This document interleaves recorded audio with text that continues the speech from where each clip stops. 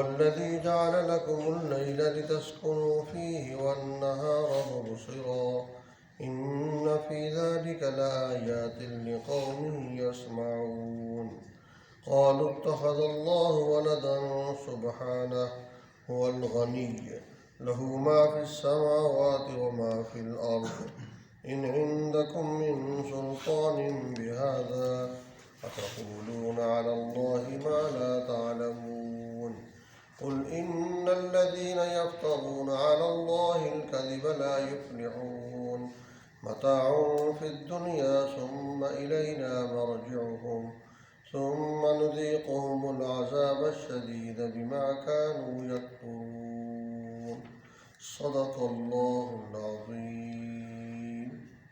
درود پاک اللهم صل على محمد وعلى آل محمد كما صليت على إبراهيم وعلى آل إبراهيم إنك حميد مجيد اللهم بارك على محمد وعلى آل محمد كما باركت على إبراهيم وعلى آل إبراهيم إنك حميد مجيد. سورہ یونس آیت نمبر 65 تا 70. پچھلی آیات مبارکہ میں اللہ پاک نے اپنے علم کا تذکرہ کیا، اولیاء اللہ کا تذکرہ کیا. حضور پاک صلی اللہ علیہ وسلم بحیثیت انسان ہونے کے لوگوں کی باتوں سے بعض اوقات پریشان ہوتے ہیں.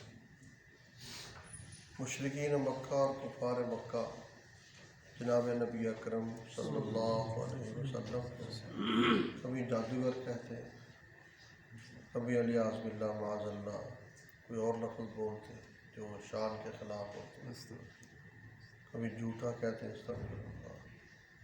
اس طرح کے الفاظ بولا کرتے تھے جن سے حضور پاک صلی اللہ علیہ وسلم پریشان ہوتے.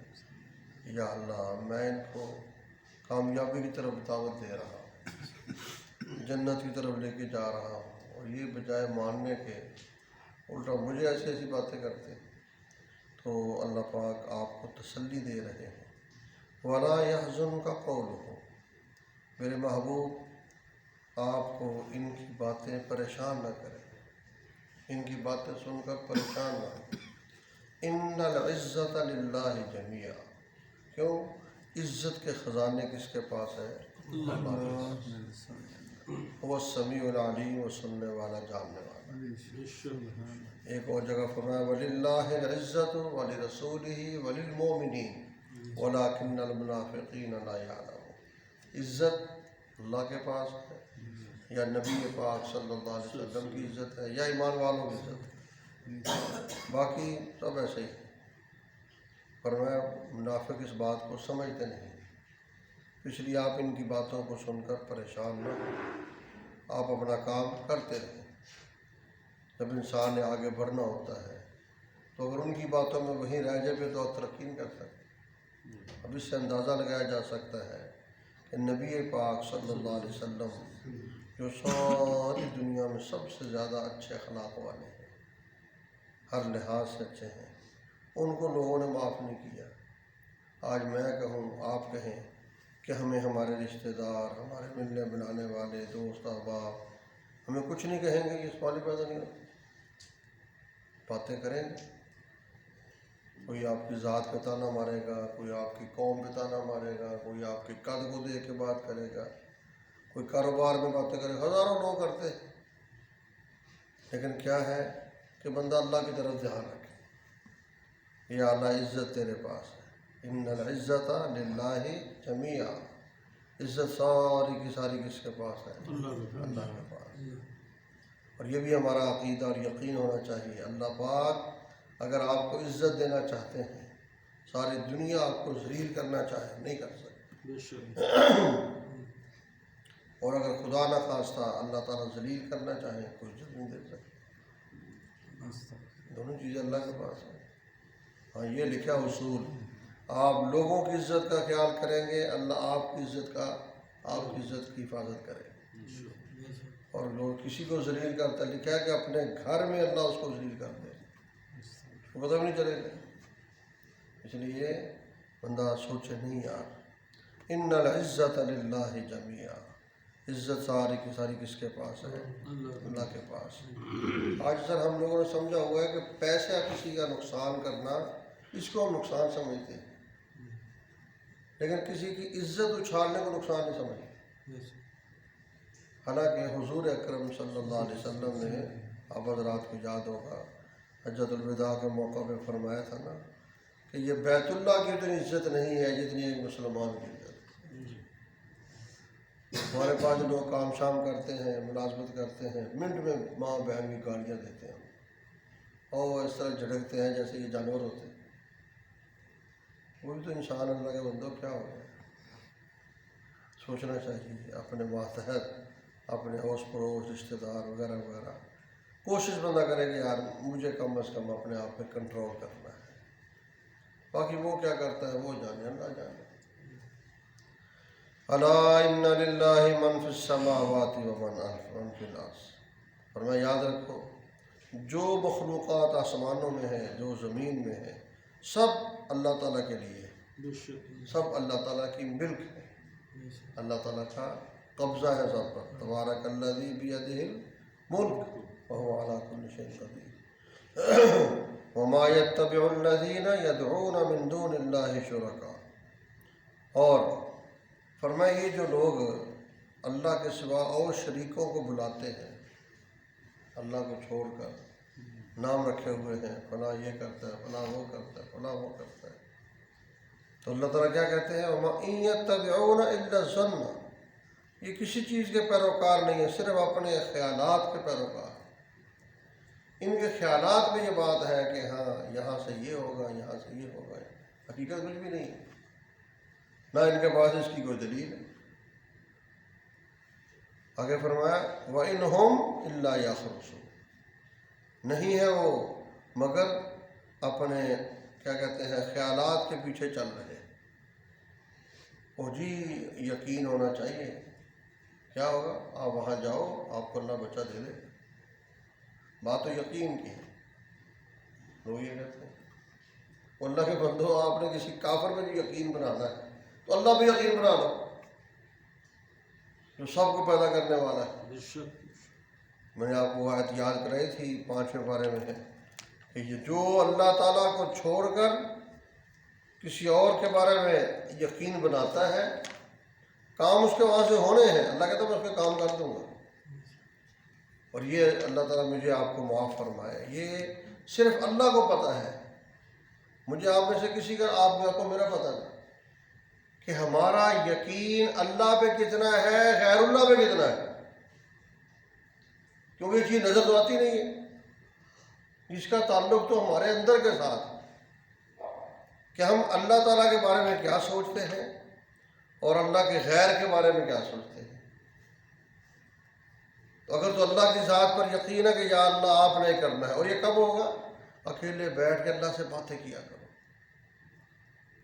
اگر اللہ سے بیٹھ گئے وہ آنکھیں بند کر لی، کوئی یا اللہ تو یہ کر، یا اللہ تو ایسے کر دے، یا اللہ ایسے کر، مالک خوش ہوگا کہ یہ مجھ پہ کتنا اس کو ایمان یقین بنا ہوا ہے۔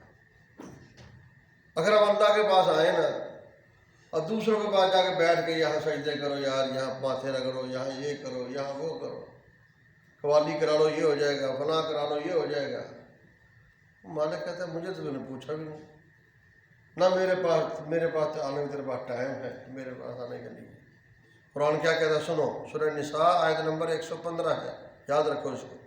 وَمَن يُشَاقِقِ الرَّسُولَ، جو نبی پاک صلی اللہ علیہ وسلم کی مخالفت کرتا ہے، مِن بَعْدِ مَا تَبَيَّنَ لَهُ الْهُدَىٰ، ہدایت ظاہر ہو چکی ہے، یہ جنت کا راستہ ہے، یہ غلط راستہ ہے، یہ کامیابی کا راستہ ہے، یہ ناکامی کا راستہ ہے، ہدایت ظاہر ہے۔ وَيَتَّبِعْ غَيْرَ سَبِيلِ الْمُؤْمِنِينَ، ایمان والوں کو چھوڑ کر دوسروں کے پیچھے چلتا ہے۔ کوئی مومن صحیح العقیدہ مسلمان اس عیسائی کے پاس تویز لینے نہیں جا رہا، یا اس قادیانی کے پاس نہیں جا رہا، یہ جا رہا ہے۔ اور یہ بات تو عقیدے کی ہے، بات تو یقین کی ہے۔ اللہ کیا کہتا ہے؟ نُوَلِّهِ مَا تَوَلَّىٰ، جدھر وہ جا رہا ہے ہم اس کو ادھر لے جاتے ہیں۔ اس کو وہاں سے سارا کچھ دلا دیں جو کچھ چاہے گا، پھر بنسلہ جہنم، کر اس کو جہنم میں پھینکے۔ تو یہ نہیں عقیدے کی بات، عقیدہ اللہ پہ بناؤ، غیر اللہ پہ عقیدہ بنانے کا کوئی فائدہ نہیں ہے۔ یاد رکھو، بڑی عجیب بات یاد آ گئی۔ ایک آدمی، اس کی شادی ہوئی قادیانیوں کے گھر، مرزائیوں کی شادی ہو گئی۔ پہلے تو شادی کرتا نہیں تھا، نہیں یار تم قادیانی ہو، مرزائی ہو، فلاں ہو فلاں، لیکن ملاقات تھی، آنا جانا جیسے ہوتا دوست بنا، حالانکہ اثر کرنا نہیں چاہیے، ہم کمزور لوگ ہیں۔ جب تھوڑا سا ہم ان سے تعلقات بڑھائیں گے وہ آگے بڑھتے جائیں گے، ایمان ہمارا ختم ہو جائے گا۔ تو جب بڑھ گیا تعلقات، لوگوں نے کہا میں شادی کر رہا ہوں ہمارے گھر۔ اب چونکہ پردہ تو تھا نہیں جیسے آج کل ہوتا ہے، محبتیں شروع ہو گئی۔ اس نے کہا یار دل تو چاہتا ہے لیکن آپ لوگ مرزائی ہو، میں کیا کروں؟ پھر کیا ہے، ہم کون سا آپ کو کچھ کہتے ہیں۔ قصہ مختصر جی، شادی ہو گئی، اور اس شرط پر ہوئی کہ مجھے آپ نے کبھی قادیانی ہونے کی دعوت نہیں دی۔ ٹھیک ہے، نہیں دیتے۔ 1 سال 2 سال شادی ہو گئی، گزر گئے۔ اب وہ مل رہے ہیں ان کے بڑوں سے بھی جو ہے، کسی نے ان کو اس کو کہا کہ دیکھو بات سنو، توجہ کرنا بات کی طرف، یوں یار نولی ما تولی۔ اس نے کہا یار ہم آپ کو یہ نہیں کہتے قادیانی بننا، لیکن آپ اللہ تعالیٰ سے استخارہ تو کر سکتے کہ مرزا غلام قادیانی نبی تھا یا نہیں تھا۔ استخارہ کرنے میں کیا ہے، چونکہ وہ پہلے وہ کر لیا تھا اس کو باتوں باتوں میں۔ اس نے کہا بات تو صحیح ہے، استخارہ کرنے میں کیا ہے۔ خیر جی، اس نے اب استخارہ کس پہ کر رہا ہے کہ قادیانی نبی ہے کہ نہیں۔ استغفر اللہ، استغفر اللہ۔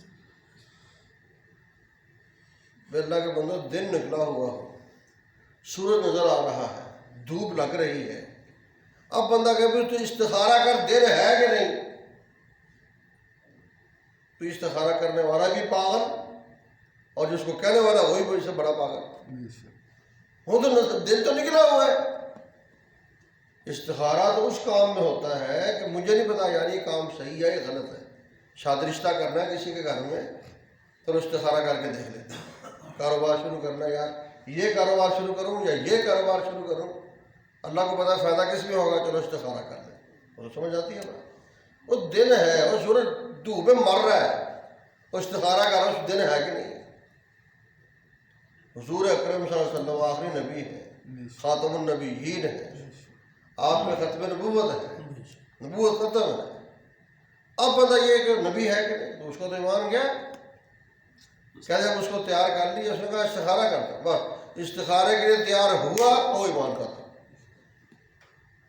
یعنی ختم نبوت کا عقیدہ گیا۔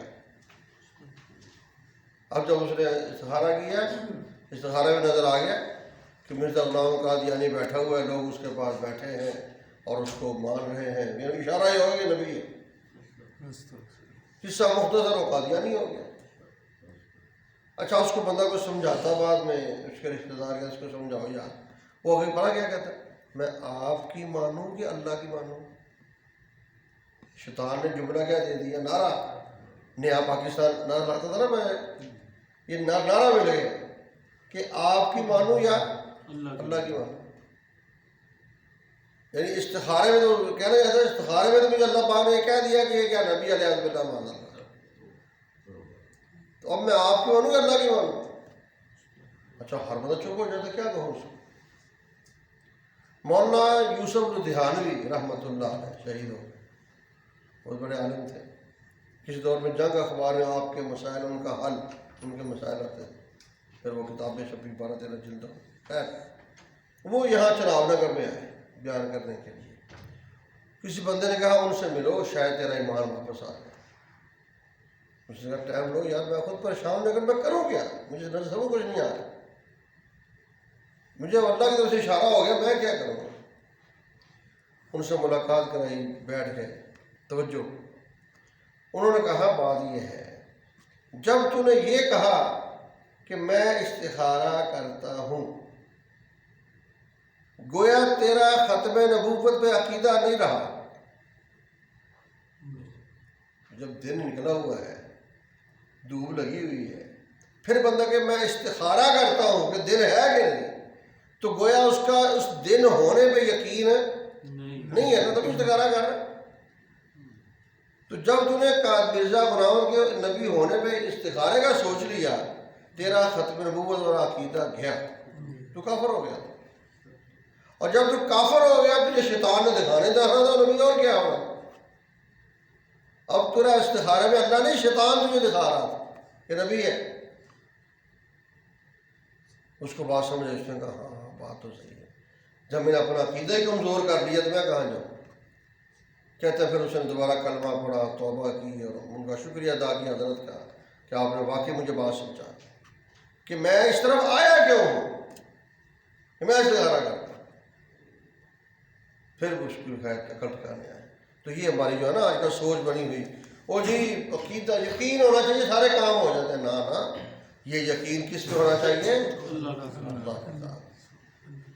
اور اللہ سے بڑھ کر خزانے ہیں کس کے پاس؟ ہمارا اللہ پر یقین نہیں ہے، اس لیے مار کھاتے ہیں۔ وہاں درباروں میں آ کے رومال باندھ کے آئیں گے، رسیاں باندھ کے آئیں گے، پتہ نہیں کیا کیا، جا کے دیکھو یہاں مائی باپ کا دربار ہے ادھر شور کوٹ، ہم وہاں گئے تھے، اتنا وہ اتنی شاخ ہے اتنی موٹی اور اتنی موٹی ہوئی پڑی ہے۔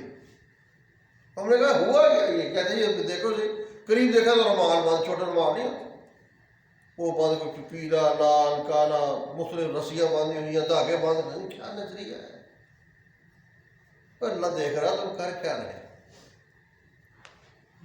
اس لیے حدیث پاک میں اللہ پاک کہتا ہے خبردار، یہ بڑائی صرف میرے پاس ہے، اگر تم اس کو مجھ سے کھینچنا چاہو گے تو پھر یہ شرک ہو جائے گا۔ تو یہ کہا وَإِنْهُمْ إِلَّا يَخْرُصُونَ، یہ اپنے خیالات کے پیچھے لگے ہوئے ہیں، دلیل کوئی نہیں ان کے پاس کوئی بھی کہ یہ کیا کرتا ہے وہ کیا کرتا ہے۔ هُوَ الَّذِي جَعَلَ لَكُمُ اللَّيْلَ، اللہ وہ ذات ہے جس نے تمہارے لیے رات کو بنایا، کیوں؟ لِتَسْكُنُوا فِيهِ، تاکہ تم رات کو سکون حاصل کرو۔ یہ تو ہم سب جانتے ہیں، بندہ پورا دن سوئے رہے وہ مزہ نہیں آتا جو رات کی نیند میں۔ وَالنَّهَارَ مُبْصِرًا، اور دن کو روشن بنایا۔ یہ اللہ تعالیٰ کا شکر ادا کرنا چاہیے۔ اللہ پاک نے ایسا کام دیا ہے کہ جو دن کو کرنا ہوتا ہے رات کو سونا ہوتا ہے۔ کئی لوگ جو رات کو کام کرتے ہیں نا، تو رات کو تو اللہ نے بنایا سکون کے لیے، تو جن کو ایسا کام ملا ہو اس پر اللہ کا شکر، یا اللہ تیرا شکر کہ رات سکون سے سوتے ہیں، صبح اپنا کام کر لیتے ہیں۔ وَالنَّوْمَ سُبَاتًا وَجَعَلْنَا النَّهَارَ مَعَاشًا، دن کو بنایا ہی اس کام کے لیے ہے، کرو رات کو سکون کرو۔ اور جس کو رات کو نیند نہیں آتی، اللہ معاف فرمائے گولیاں کھا رہا ہے، اس سے پوچھو نیند ہے کیا؟ نیند جیسی نعمت کیا چیز؟ فرمایا اِنَّ فِي ذَلِكَ لَآيَاتٍ لِقَوْمٍ يَسْمَعُونَ، ان تمام باتوں میں ان لوگوں کے لیے نشانیاں ہیں جو بات کو سنتے سمجھتے ہیں، جو سُمٌّ بُکْمٌ عُمْیٌ فَهُمْ لَا يَعْقِلُونَ، جو بہرے ہیں، گونگے ہیں، اندھے ہیں، ان کو بات کیا سمجھانی؟ قَالُوا اتَّخَذَ اللَّهُ وَلَدًا سُبْحَانَهُ، ان لوگوں نے کہا اللہ تعالیٰ نے بچہ بنا دیا ہے، بیٹا۔ جیسے وقالت الیہود عزیر ابن اللہ، یہودیوں نے کہا عزیر علیہ السلام اللہ کے بیٹے۔ وقالت النصارى مسیح ابن اللہ، عیسائیوں نے کہا مسیح علیہ السلام، عیسیٰ علیہ السلام اللہ کے بیٹے۔ پھر آگے آتا ہے قرآن پاک میں وقالت الیہود والنصارى نحن ابناء اللہ واحباؤہ، پہلے ان دونوں کو بیٹا بنایا، قرآن ہے۔ اللہ کہتا پھر کیا کہا؟ ہم سارے اللہ کی اولاد ہیں، استغفر اللہ، واحباؤہ، اور ہم اللہ کے پیارے۔ مشرکین مکہ کیا کہتے تھے؟ وَيَجْعَلُونَ لِلَّهِ الْبَنَاتِ، وہ کہتے ہیں جو فرشتے ہیں یہ اللہ کی بیٹیاں ہیں۔ مجھے بکواس ہے۔ قرآن میں آتا ہے وَإِذَا بُشِّرَ أَحَدُهُم بِالْأُنثىٰ ظَلَّ وَجْهُهُ، ان کو اگر بچی کی بشارت دے تو ان کا دل کالے ہو جاتے ہیں، چہرے کالے ہو جاتے ہیں کہ بچی میرے گھر بچی پیدا ہوگی۔ اور ظالموں، تمہیں اپنے پر اتنا غصہ آتا ہے اور اللہ کے لیے تو بچیاں بنا دیتے ہیں. کہتے ہیں بعد میں بھٹی پہ دانے بھونتا تھا گاؤں میں، تو اس کے پاس عیسائی پادری آیا، وہ یہی پر دلائل دے رہا تھا عیسیٰ علیہ السلام اللہ کے بیٹے، اپنے حساب سے دلیل دے رہے. وہ اٹھ کے آیا، داتی اس کے پاس ہے جس سے دانے بھونتے ہیں. اس کے بعد کھڑا ہو گیا آگے، اس نے کہا مجھے یہ بتا، بات بڑی عجیب قید ہے، مجھے یہ بتا کہ بیٹا ہونا یہ کمال ہے یا انسان کے لیے نقص ہے، عیب ہے. آدمی کا بیٹا ہونا اس کے کمال کی بات ہے یا نقص کی بات ہے؟ کمال کی بات ہے. اس نے کہا اگر کمال کی بات ہے، میں بھٹی میں دانے بھونتا ہوں، وہ ظالمہ میرے 14 بیٹے، تو اللہ کا صرف ایک ہی بیٹا ہے بس. یعنی کہنا چاہتا ہے میرے 14 ہو تو اللہ کا ایک ہی ہو صرف، وہ تو رسول تھے اور وہ خراب ہونے چاہیے تھے. سعودیوں کو بات سمجھا دی، تم کر کیا رہے ہو؟ اگر یہ نقص ہے اللہ اس سے پاک ہے، اگر کمال ہے تو جب میرے 14 ہے تو اللہ کا تو ایک ہی ہے کمال کے، پھر تو کمال میرے اندر زیادہ ہو گیا. استغفر اللہ. مسئلہ لوگوں کو سمجھا دی کہ تم کر کیا رہے ہو؟ تو یہ بالکل غلط ہے. قل هو اللہ احد اللہ الصمد لم یلد ولم یولد ولم یکن له کفوا احد. دیکھو اللہ معاف فرمائے، جب بندہ اللہ کے لیے اولاد ثابت کرتا ہے تو اللہ کی کوئی بیوی تو بنانی پڑے گی نا. اس لیے اللہ پاک نے حدیث پاک میں آتا ہے جو بندہ اللہ کے لیے اولاد کا عقیدہ رکھتا ہے در حقیقت الیاذ باللہ معاذ اللہ، اللہ تعالیٰ کو گالیاں دیتا ہے. جب سوچو نا، طے میں جا کے دیکھو یہ کیا کہہ رہا ہے. اس لیے نہیں، سبحانہ میں پاک ہوں. اللہ کہتا ہے میں پاک ہوں. والغنی ہے، وہ بے نیاز ہے. بندے کی اولاد ہوتی ہے، 100 ذہن میں خیالات آتے ہیں، چلو بیٹے ہو گئے، بیٹیاں ہو گئی، بلا کریں گے، یہ ہوگا، جیسے انسان میں چلا چلتا ہے. وہ کہتا ہے میں بے پرواہ ہوں، مجھے ان باتوں کی ضرورت نہیں ہے. یہ تم باتیں کرتے ہو اس طرح کرو. لہو ما فی السماوات و ما فی الارض، اسی کے لیے جو کچھ آسمانوں میں ہے، جو کچھ زمین میں ہے، سب اسی کے لیے. ان عندکم من سلطان بہذا، فرمایا اس بات کی تمہارے پاس کوئی دلیل بھی نہیں ہے. کوئی دلیل ہو تو بتاؤ. اتقولون علی اللہ ما لا تعلمون، کیا تم کہتے ہو اللہ تعالیٰ کے بارے میں وہ بات جو تم جانتے بھی نہیں ہو؟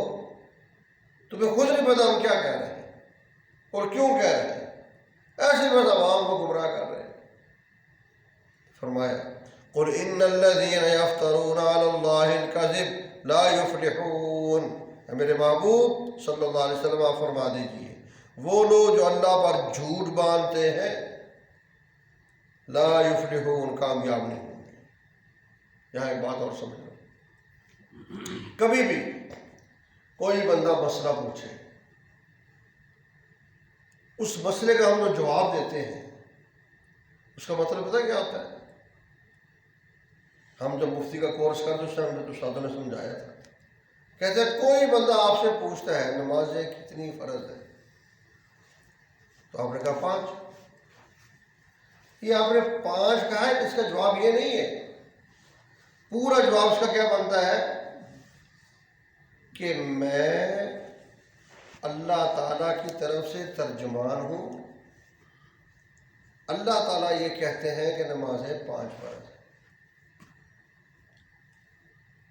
کوئی مسئلہ نہیں، اس کی تفسیر یہ بنتی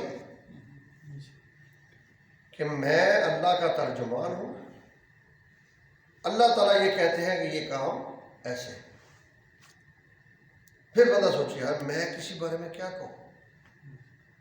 اس لیے جس مسئلے کا 100% یقین ہے، پتہ ہے، علم ہے، اس کی تو بندہ بات کرے. تھوڑا سا بھی مسئلہ ہے چپ ہو جاؤ، میں بتاؤں گا، پوچھ کے بتاؤں گا، دیکھ کے بتاؤں گا، ٹھیک ہے، اس میں کون سی بات ہے. خود ہمارے ساتھ ایسا ہوتا ہے. وہ جی یہ مسئلہ کیسے ہے قاری صاحب؟ کیا مجھے پتہ نہیں ہے، دیکھ کے بتاؤ. یہ کون سا کوئی فرض ہے کہ ہر مسئلے کا پتہ ہونا فرض ہے؟